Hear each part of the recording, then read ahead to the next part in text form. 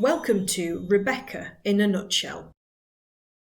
The unnamed narrator, a naive young woman in her early 20s, becomes acquainted with a wealthy Englishman, George Maximilian Maxime de Winter, a widower.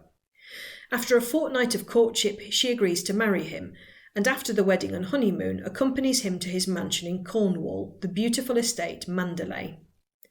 Mrs. Danvers, the sinister housekeeper, was profoundly devoted to the first Mrs. de Winter, Rebecca, who died in a boating accident about a year before Maxime and the second Mrs. de Winter met. She continually attempts to undermine the narrator psychologically, subtly suggesting to her that she will never attain the beauty and charm her predecessor possessed. Whenever the narrator attempts to make changes at Mandalay, Mrs. Danvers describes how Rebecca ran it when she was alive. Cowed by Mrs. Danvers' imposing manner, the narrator becomes isolated. The narrator is soon convinced that Maxime regrets his impetuous decision to marry her and is still deeply in love with the seemingly perfect Rebecca. The climax occurs at Mandalay's annual costume ball. Mrs. Danvers manipulates the narrator into wearing a replica of the dress shown in a portrait of one of the house's former inhabitants, hiding the fact that Rebecca wore the same costume to much acclaim shortly before her death. Shortly after the ball, Mrs. Danvers reveals her contempt for the narrator, believing she is trying to replace Rebecca, and reveals her deep, unhealthy obsession with the dead woman. Mrs. Danvers tries to get the narrator to commit suicide by encouraging her to jump out of the window. However, she's thwarted at the last moment by the disturbance occasioned by a nearby shipwreck. A diver investigating the wrecked ship's hull condition also discovers the remains of Rebecca's sailing boat, with her decomposed body still on board. The discovery causes Maxime to confess to the narrator that his marriage to Rebecca was a sham. Rebecca, Maxime reveals, was a cruel and selfish woman who manipulated everyone around her into believing her to be the perfect wife and a paragon of virtue. On the night of her death, she told Maxime that she was pregnant with another man's child, which she would raise under the pretence that it was Maxime's.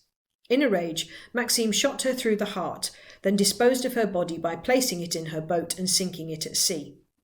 The narrator thinks little of Maxime's murder confession, but is relieved to hear that he has always loved her and never Rebecca.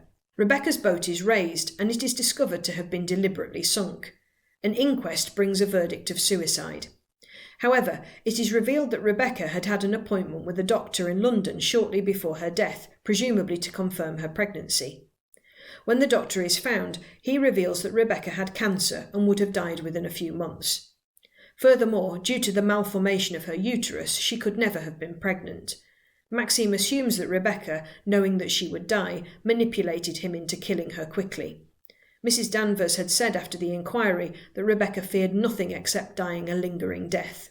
Maxime feels a great sense of foreboding and insists on driving through the night to return to Mandalay.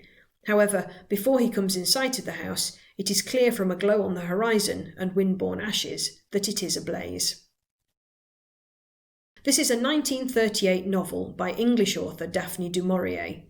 Some commentators have noted parallels with Charlotte Bronte's Jane Eyre. Another of du Maurier's works, Jamaica Inn, is also linked to one of the Bronte sisters' works, Emily's Wuthering Heights. Du Maurier commented publicly in her lifetime that the book was based on her own memories of Cornwall as well as her relationship with her father. The novel explores ideas about jealousy, death, and the supernatural. It also focuses on obsession and transgression. The story can be compared to Jane Eyre, Wuthering Heights, and the Bloody Chamber story. Read Chapter 1. How does du Maurier present and use the setting of Mandalay? What was the public reaction to the text when it was published? Research the Gothic trope of obsession.